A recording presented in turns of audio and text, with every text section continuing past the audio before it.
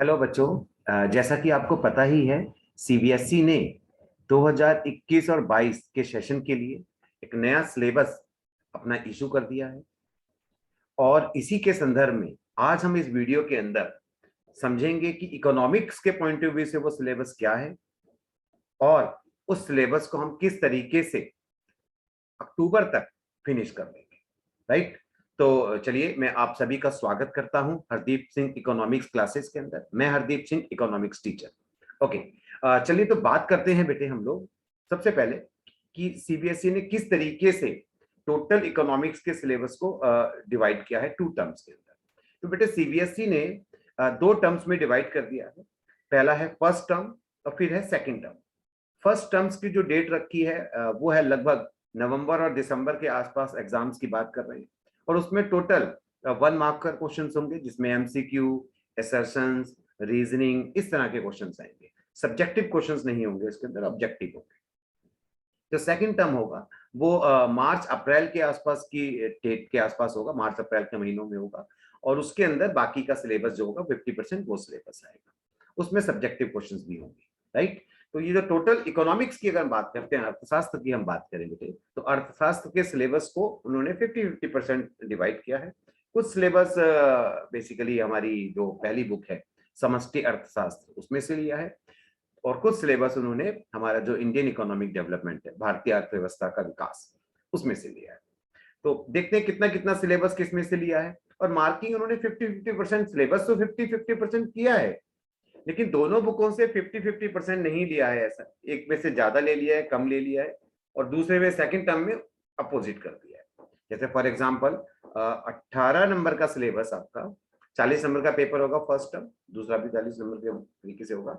तो पहला जो हमारा टर्म होगा इकोनॉमिक्स का, उसमें 18 नंबर का सिलेबस इन्होंने समष्टि अर्थशास्त्र में से लिया है, और 22 नंबर का सिलेबस इन्होंने आपका भारतीय अर्थव्यवस्था का विकास उसमें से कवर किया।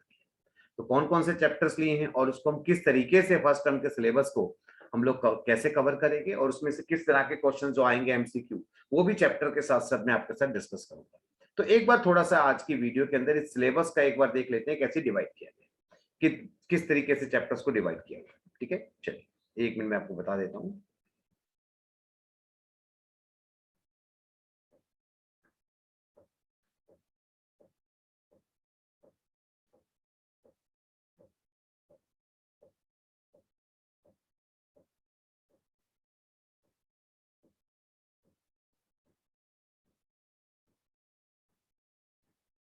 जी, तो आपका जो 12th क्लास का सिलेबस है इकोनॉमिक्स का,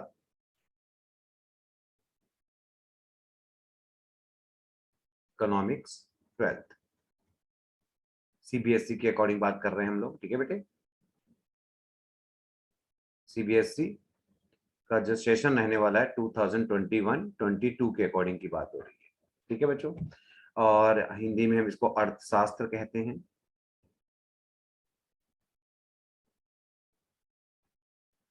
ओके। तो जैसा कि आपको पता ही है बेटे, टोटल आपके पास दो बुक्स है सीबीएसई के अंदर 12th क्लास में। पहली बुक है हमारी समष्टि अर्थशास्त्र, समष्टि अर्थशास्त्र। ठीक है, अर्थशास्त्र है ये, जिसको हम कहते हैं macro economics, macro economics short form use कर रहा हूं। दूसरी हमारी बुक है भारतीय अर्थव्यवस्था का विकास, भारतीय अर्थव्यवस्था का विकास, भारतीय अर्थव्यवस्था का विकास, जिसे हम इंग्लिश में कहते हैं इंडियन इकोनॉमिक डेवलपमेंट, आईईडी कह देते हैं शॉर्ट फॉर्म में, I for Indian economic development, Indian economic development. वैसे तो दोनों इक्वल मार्क्स की हैं, लेकिन अगर मैं फर्स्ट टर्म्स की बात करूं तो क्या सिलेबस आएगा, हम उसकी भी बात करेंगे। पहले ओवरऑल अगर मैं बात करूं बुकों के अंदर क्या कंटेंट है, तो कुछ कॉन्सेप्ट के अकॉर्डिंग डिवाइडेड है बेटे। जैसे इसके अंदर जो पहला कॉन्सेप्ट है उसका नाम है राष्ट्रीय आय, राष्ट्रीय आय पहला जो कॉन्सेप्ट है, जिसे हम नेशनल इनकम कहते हैं इंग्लिश के अंदर, नेशनल इनकम, एनआई लिख रहा हूं शॉर्ट फॉर्म। ठीक है बेटे, ये 4 चैप्टर्स की है। मैं चैप्टर्स की बात करूं तो चैप्टर्स लिख रहा हूँ बेटे, 4 चैप्टर्स में कवर होता है ये जनरली जो बुक्स है, जैसे टी आर जैन है, वी.के. ओरी है, एक ही राइटर है तो, एंड संदीप गर्ग है। तो जनरली ये 4 चैप्टर्स में ये फर्स्ट कॉन्सेप्ट हमारा फिनिश हो जाता है। सेकंड जो कॉन्सेप्ट है बेटे उसका नाम है मुद्रा तथा बैंकिंग। ये बैंकिंग लिख रहा हूं बच्चों, मुद्रा तथा बैंकिंग, यानी कि मनी एंड बैंकिंग कह देते हैं हम इसको, short form MMB, money and banking. ये जो कॉन्सेप्ट है ये 2 चैप्टर्स में फिनिश होगा, 2 चैप्टर्स में खत्म हो गया ये बेटे, टोटल 2 चैप्टर्स में डिवाइडेड है। तीसरा जो है बेटे उस कॉन्सेप्ट का नाम है आय तथा रोजगार का निर्धारण। बेटे मैं चैप्टर्स के नाम नहीं लिख रहा हूं, मैं कॉन्सेप्ट्स के नाम लिख रहा हूं, ठीक है ना, अवधारणाओं के नाम लिख रहा हूं। आय तथा रोजगार का सिद्धांत, आय तथा रोजगार का सिद्धांत, आय तथा रोजगार का सिद्धांत। इंग्लिश में हम इसको कह देते हैं determination of income and employment, determination determination of income and employment, of income and employment. Employment को शॉर्ट फॉर्म में लिख देता हूँ इस तरीके से, ठीक है बेटे। ये 3 चैप्टर्स में कवर करता है बेटे, 12th में सीबीएसई में बुक्स में 3 चैप्टर्स के अंदर ये कॉन्सेप्ट हमारा फिनिश होता है। फिर उसके बाद बेटे 4th कॉन्सेप्ट आता है सरकारी बजट, सरकारी बजट, सरकारी बजट, जिसे हम इंग्लिश में कह देते हैं गवर्नमेंट बजट, इंग्लिश में कहते हैं इसको गवर्नमेंट बजट, गवर्नमेंट बजट इसे कह देते हैं इंग्लिश के अंदर गवर्नमेंट बजट। ये चैप्टर आपका सिंगल चैप्टर है, इस कॉन्सेप्ट में एक ही चैप्टर आता है, ठीक है, सिंगल चैप्टर कॉन्सेप्ट है। और लास्ट जो कॉन्सेप्ट है बेटे वो है बच्चों आपका, बेसिकली हम इसको हिंदी में कह देते हैं व्यापार, सॉरी, भुगतान शेष, भुगतान शेष तथा विदेशी विनिमय दर। ये दा लिखा है, ठीक है, विदेशी विनिमय दर, विदेशी विनिमय दर। इंग्लिश में आप इसको कह सकते हैं BOP, balance of payment, and foreign exchange rate, short form use कर रहा हूं बेटे, फॉरेन एक्सचेंज रेट। ये 2 चैप्टर्स में आपका फिनिश हो जाएगा, 2 चैप्टर्स में है इसकी। तो अगर आप देखें चैप्टर वाइज देखें अगर आप बेटे, तो 4 and 2 6 and 3 9 and 1 10 and 2 12। तो टोटल बेटे आपके, टोटल ओवरऑल आपके 12 चैप्टर्स, ठीक है। फर्स्ट टर्म की अगर हम बात करें तो आपके 12 चैप्टर्स आपको नजर आ रहे हैं। फर्स्ट टर्म में क्या आएगा, मैं उसकी अगर मैं बात करूं, फर्स्ट टर्म जो हमारा नवंबर दिसंबर में प्लान है, सीबीएसई ने किया है, ठीक है, उसमें क्या क्या आएगा उसमें बेटे, एक तो देखिए ये आएगा आपका मुद्रा तथा बैंकिंग का कॉन्सेप्ट आएगा, ठीक है, ये कॉन्सेप्ट रख लीजिए आप, सेकंड वाला कितने नंबर का आएगा, 6 नंबर का, 6 मार्क्स का आएगा, ये आपका 6 मार्क्स का आएगा, 6 मार्क्स का 2 चैप्टर्स, ठीक है। उसके बाद आएगा बेटे आपका ये वाले, ये दोनों कॉन्सेप्ट, 4th एंड 5th, ये दोनों जब कॉन्सेप्ट आएंगे आपके, आप यहाँ से देखिए ना, ये वाला। तो कितने चैप्टर्स हैं, 3 चैप्टर्स यहाँ पर है, 2 ये, 1 ये और 2 ये दोनों 6 नंबर के, 6 मार्क्स यहाँ से और 6 मार्क्स यहाँ से। तो टोटल आपका ये 18 मार्क्स का हो जाता है। कितने मार्क्स का हो जाता है, 18 मार्क्स का हो जाता है, ठीक है। टोटल कितने चैप्टर्स बने, अगर आप कॉन्सेप्ट बने 3, ठीक है, और चैप्टर्स बने आपके 2 और 1, 3 और 2 5, टोटल 5 चैप्टर से 18 मार्क्स के आएंगे फर्स्ट टर्म में। ओके, समझ में आ गया आप लोगों को इतना। अब हम बात करें कि इंडियन इकोनॉमी यानी कि भारतीय अर्थव्यवस्था के विकास में क्या क्या कॉन्सेप्ट रखे गए हैं, तो उसकी मैं बात करूं तो बेटे इसमें 3 कॉन्सेप्ट है, उसमें 3 कॉन्सेप्ट हैं। एक तो है स्वतंत्रता के समय भारतीय अर्थव्यवस्था, बेसिकली उस समय और लेके 1990 तक भारतीय अर्थव्यवस्था किस तरीके से आगे बढ़ी। मतलब आप कह सकते हैं पहला जो कॉन्सेप्ट है वह भारतीय अर्थव्यवस्था, इंडियन इकोनॉमी की बात करता है वो, भारतीय अर्थव्यवस्था स्वतंत्रता से लेकर बेसिकली 1947 में जब हम इंडिपेंडेंट हुए वहां से लेके आज तक की डेट की लगभग, उसमें सारी की सारी बातें हैं। उसको 3 चैप्टर्स में डिवाइड किया हुआ है, 3 चैप्टर्स में डिवाइडेड है ये पूरा कॉन्सेप्ट, 3 चैप्टर्स हैं इसके अंदर, ठीक है, 3 चैप्टर्स हैं। ये तीनों के तीनों चैप्टर्स आ रहे हैं, ये तीनों के तीनों चैप्टर्स आ रहे हैं। सेकंड जो है भारतीय अर्थव्यवस्था, कॉन्सेप्ट का नाम बता रहा हूं बेटे, भारतीय अर्थव्यवस्था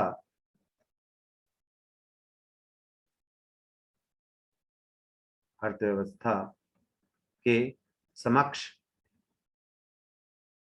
समक्ष चुनौतियां, चैलेंजेस कौन कौन से हैं आज की डेट में। इसके 6 चैप्टर्स हैं बेटे, इसमें 6 चैप्टर्स है, ध्यान रखना, मैं वैसे ही आपको बता देता हूँ, 6 चैप्टर्स हैं इसके अंदर, इस कॉन्सेप्ट में। और थर्ड कॉन्सेप्ट है कि भारतीय अर्थव्यवस्था और हमारे जो आसपास के जो पड़ोसी देश हैं उसके साथ हमारा तुलनात्मक अध्ययन करेंगे, यानी कि कंपेयर करेंगे कि इंडिया, पाकिस्तान और चाइना का, तीनों कंट्रीज आपस में किस तरीके से आपस में डेवलपमेंट स्ट्रेटेजीज को कंपेयर करेंगे कि भारत, पाकिस्तान और चाइना किस तरीके से डेवलप हुए हैं, और कंपेयर करेंगे कौन कितना किससे आगे है। तो आप इसे कह सकते हैं भारत तथा पड़ोसी देशों, भारत तथा पड़ोसी पड़ोसी देशों में सिर्फ पाकिस्तान और चीन से कंपेयर करें, पड़ोसी देशों से तुलनात्मक अध्ययन, तुलनात्मक अध्ययन, ठीक है, अध्ययन लिखा है, ये एक ही चैप्टर है इसके अंदर, राइट। तो अगर हम बात करें इंग्लिश में बेटा, इसको कहते हैं Indian economy till current date तक आ जाती है, ये आज की डेट में इंडियन इकोनॉमी कौन से चैलेंजेस फेस कर रही है, और ये है comparative development strategies with the neighbour countries, हमारी नेबर कंट्रीज के साथ कौन कौन सी डेवलपमेंट स्ट्रेटजीज रही है। इस बुक में से क्या आ रहा है बेटे, वो भी मैं आपको बता देता हूँ। फर्स्ट टर्म के अंदर ये पूरे का पूरा कॉन्सेप्ट आ रहा है, ये वाला, ठीक है। इसके बाद ये जो 6 चैप्टर्स हैं, इसमें से 3 चैप्टर्स, इस 6 में से 3 चैप्टर्स आपके इस टर्म में आ रहे हैं, फर्स्ट टर्म। तो आप कह सकते हैं 6 चैप्टर्स आ रहे हैं ओवरऑल। ये पहला वाला कॉन्सेप्ट पूरा आ रहा है 3 चैप्टर का, सेकंड वाले कॉन्सेप्ट में से 6 में से 3 चैप्टर आ रहे हैं, जिसमें जैसे पॉवर्टी है, गरीबी है, ह्यूमन कैपिटल फॉर्मेशन है और रूरल डेवलपमेंट है। मतलब आप कह सकते हैं गरीबी है, ठीक है, ह्यूमन कैपिटल फॉर्मेशन है, मानव पूंजी विकास का एक चैप्टर है, और एक चैप्टर है ग्रामीण विकास, वहां तक आ रहा है। 6 चैप्टर्स आ रहे हैं, बाकी जो चैप्टर बचेंगे 3 और 1 4, ये बाद में जाएंगे। तो 6 चैप्टर इसमें से आ रहे हैं, ये कितने नंबर के हैं 6 चैप्टर्स, ये 22 मार्क्स के हैं फर्स्ट चैप्टर, फर्स्ट टर्म, और यहाँ से 18, फर्स्ट टर्म की बात कर रहा हूँ, फर्स्ट टर्म, कहीं आप सोचो कि पूरा बता रहा हूँ। ये बेटे फर्स्ट टर्म जो कि आपका प्लान किया है नवंबर एंड दिसंबर, नवंबर दिसंबर के आस, कोई एग्जैक्ट डेट नहीं दी है, लेकिन सीबीएसई ने कहा है कि नवंबर और दिसंबर तक हाँ एग्जाम हो जाएंगे, ऑब्जेक्टिव क्वेश्चंस आएंगे, इसमें केस स्टडी भी आएगी, असर्शंस एंड रीजन का एक क्वेश्चन होता है, मैं आपके साथ डिस्कस करूंगा चैप्टर वाइज, वो आएगा, और ये सब हमारा चलता रहेगा, ठीक है। तो ये आपके सामने मैंने फर्स्ट टर्म का सिलेबस रख दिया है। अगर मैं सेकंड टर्म्स की बात करूं, जो मार्च एंड अप्रैल में प्लान किया है सीबीएसई ने, जिसमें सब्जेक्टिव क्वेश्चंस भी आएंगे, ऑब्जेक्टिव सब्जेक्टिव भी आएंगे, उस पर्टिकुलर में आपके जो बचे हुए कॉन्सेप्ट है, देखो 4 चैप्टर, ये 7 चैप्टर, 4 और 3 7 चैप्टर सेकंड टर्म में जाएंगे, तो ये 22 नंबर के हो जाएंगे उस समय सेकंड टर्म। तो अगर मैं आपको नेक्स्ट पेज पे बताना चाहूँ हल्का सा करके, तो 4 चैप्टर इसमें बचेंगे।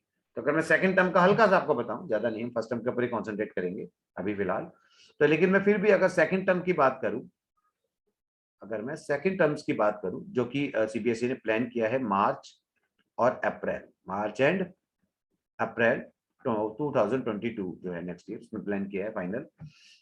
उसके अंदर बेटे आपकी जो फर्स्ट समष्टि अर्थशास्त्र है, फर्स्ट बुक है ना समष्टि अर्थशास्त्र, जो है आपकी समष्टि अर्थशास्त्र की अगर हम बात करें, तो उसमें 2 कॉन्सेप्ट बसते हैं मैक्रो इकोनॉमिक्स में, और 2 कॉन्सेप्ट कितने, 4 और 3 7 चैप्टर्स के, 7 चैप्टर्स के कॉन्सेप्ट हैं, वो आएंगे आपके 22 मार्क्स के, ध्यान रखना ये मार्क्स है, 7 चैप्टर्स 22 मार्क्स के आएंगे, राइट। और जो आपकी भारतीय अर्थव्यवस्था का विकास है, भारतीय अर्थव्यवस्था आईईडी जिसे हम कह रहे हैं, इंडियन इकोनॉमिक डेवलपमेंट, भारतीय अर्थव्यवस्था का विकास, भारतीय अर्थव्यवस्था का विकास, जो ये वाली बुक है आईईडी जो है आपकी, आईईडी, इसमें तो 4 ही चैप्टर्स बचते हैं, 3 चैप्टर्स जो सेकंड टर्म के भी आपने देखा, और लास्ट में 1 चैप्टर है वो, तो 4 चैप्टर्स है इसके अंदर, और वो 18 मार्क्स के आएंगे, ठीक है। और एक चीज और, जो सिलेबस फर्स्ट टर्म में आ जाएगा, जो चैप्टर्स फर्स्ट टर्म में आ जाएंगे, वो सेकंड टर्म में रिपीट नहीं करेंगे। तो ये काफी रिलीफ दिया है सीबीएसई ने इस बार बच्चों को, काफी रिलीफ दिया, हाँ, लेकिन इसके लिए स्टडी आपको थ्रू आउट द ईयर करनी पड़ेगी। ऐसा नहीं है कि पहला बच्चा लास्ट में पढ़ के सब कुछ करने की कोशिश करता है, तो ऐसा नहीं होगा, क्योंकि फर्स्ट टर्म्स के जो मार्क्स हैं वो, और जो सेकंड टर्म्स के मार्क्स हैं, दोनों जुड़ के ही फाइनल रिजल्ट क्रिएट होगा। एक अच्छी बात भी करी है, और आप लोगों के रिलीफ भी दिया है कि भैया आधा आधा सिलेबस पढ़ के भी आप कवर कर सकते हैं। तो दैट इज मैंने आपको बताया किस तरीके से है। अब मैं अगर अपने जो हमारे जो वीडियोस ऑलरेडी चल रही थी, आपने देखा होगा पीछे मैंने ऑलरेडी नेशनल इनकम पढ़ा रहा था मैं आप लोगों को करंट ईयर के अकॉर्डिंग, यानी कि राष्ट्रीय आय में बात अगर मैं करूं, पीछे वाले पेज पर ये देखिए अभी तक मैं किस तरीके से चल रहा था, क्योंकि सिलेबस का तो हमें पता नहीं था। तो हम लोग क्या कर रहे थे, हम लोग राष्ट्रीय आय पढ़ रहे थे और उसके लगभग मैंने 3 चैप्टर्स, ऑलमोस्ट एक क्लास रह गई थी, 3 चैप्टर्स मैंने कवर कर दिए थे। तो वो कोई बात नहीं, वो सेकंड टर्म में आप लोगों को हेल्प करेंगे, वो चैप्टर सेकंड टर्म में आप लोगों को हेल्प करेंगे। और उसके लिए जो मेरा चैनल है हरदीप सिंह इकोनॉमिक्स क्लासेस, उसके अंदर बेसिकली प्लेलिस्ट है समष्टि अर्थशास्त्र के नाम से, हिंदी मीडियम बच्चों के लिए प्रॉपर है, उसमें समष्टि अर्थशास्त्र के नाम से। उसके अंदर मैंने कंप्लीट नेशनल इनकम इस कॉन्सेप्ट को पढ़ाया है मैंने। उसमें धीरे धीरे मैं वीडियोस अपलोड करता रहूंगा ताकि वो सेकंड टर्म में हमारे पास बर्डन आए तो ऑलमोस्ट आपको ये वीडियोस वहां मिल जाएंगी तब तक। ठीक है, तो ये कंप्लीट हो जाएगा। लेकिन मेनली जो अब मैं पढ़ाना शुरू करूंगा, इसकी वीडियोस तो बीच बीच में मैं सेकंड चैप्टर कंप्लीट भी कर दूंगा और बाकी इसको भी धीरे धीरे मैं कंप्लीट कर दूंगा इस चैप्टर को। लेकिन अभी क्योंकि अभी सिर्फ हमारे पास अगर हम बात करें तो अभी हमारे पास सिर्फ अक्टूबर में एग्जाम है, तो अक्टूबर में एग्जाम, नवंबर दिसंबर में एग्जाम है, तो अक्टूबर तक हम लोगों को सारा सिलेबस कवर कर लेना है। तो सारा सिलेबस हमें कवर कर लेना है, तो उसके लिए हमें बेटे अभी करंटली मुझे आप लोगों को मुद्रा एंड बैंकिंग वाला जो ये है, इन सेक्टर्स के ऊपर मैं कॉन्सेंट्रेट करूंगा। तो अभी मैं आप लोगों को मुद्रा बैंकिंग, पहले ये खत्म करेंगे बेटे, पहले आपका समष्टि अर्थशास्त्र में फिनिश कर दूंगा, उसके 1 मार्क्स के क्वेश्चंस रिवीजन सारा मैं आपको करवा दूंगा ऑनलाइन में, और ये भी फिर हम ये भी फिनिश कर देंगे। मेन इसके ऊपर कॉन्सेंट्रेट रहेगा कि जल्दी से जल्दी मैं आप लोगों को ये सारी चीजें कवर करवा दूं। हिंदी मीडियम बच्चों के लिए बात कर रहा हूँ मैं यहाँ पर अभी फिलहाल, ठीक है। तो जो मेरी नेक्स्ट वीडियो आएगी उसमें मैं प्रॉपर प्लेलिस्ट बनाऊंगा, कॉन्सेप्ट के अकॉर्डिंग प्लेलिस्ट बना दूंगा। जैसे पहला कॉन्सेप्ट है मुद्रा, एक मुद्रा का बना दूंगा, फिर बैंकिंग का बना दूंगा, उसके अंदर मुद्रा के चैप्टर्स की सारी वीडियोस उसमें आ जाएंगी, बैंकिंग की सारी वीडियोस के अंदर आ जाएंगी। तो इस तरीके से आपको प्लेलिस्ट के अंदर ये वीडियोस मिलनी शुरू हो जाएंगी। ठीक है, तो आप अपना सपोर्ट करिए, चैनल को सब्सक्राइब करिए और ज्यादा से ज्यादा बच्चों को बताइए कि हिंदी मीडियम बच्चों के लिए स्पेशली मैं ये काम कर रहा हूँ बेटे, ताकि उन लोगों तक ये अच्छा कंटेंट पहुंच सके, मटेरियल्स पहुंच सके। अभी तक मैं पीडीएफ में चीजों को लेके आ रहा, तो अभी मैं एक तरीके, जिस तरीके से मैंने अभी आपके सामने चीजों को रखा है, तो मैं सोच रहा हूँ कि मैं इसी तरीके से ही आप लोगों के साथ नोट्स भी शेयर करूँ, आपके सामने नोट्स बना के आपको दिखाऊं कि किस तरीके से लिखा जाता है। एक एग्जाम में बेसिकली हमको सब कुछ देखना है। तो इसके ऊपर भी आप अपने कमेंट्स मुझे बताइएगा कि वो पीडीएफ वाले मैटर्स पे हमें काम करना चाहिए, इस तरीके से जो मैं आपको बनाऊंगा एक वीडियो कि किस तरीके, जिस तरीके से मैं नॉर्मल अपनी लाइव क्लासेस के अंदर पढ़ाता हूँ, या नॉर्मली मैं जिस तरीके से काम करता हूँ अपनी ऑफलाइन क्लासेस के अंदर भी काम करता हूँ, तो उस तरीके से जैसे करता हूँ मैं वैसे कोशिश करूंगा आपके साथ क्लासेस देने की। ठीक है, चलिए आज के लिए बेटा इतना ही है। बहुत जल्दी ही मैं इनकी वीडियो अपलोड करना शुरू कर दूंगा। तब चैनल्स को सब्सक्राइब जरूर करिएगा, सबको बताइएगा, शेयर करिएगा और अपने कमेंट्स में मुझे बताइएगा कि किस तरीके से आपके लिए और ज्यादा काम किया जा सकता है। ठीक है, ओके, 1 मिनट, फाइन, चलिए बेटे, good day and take care बच्चों।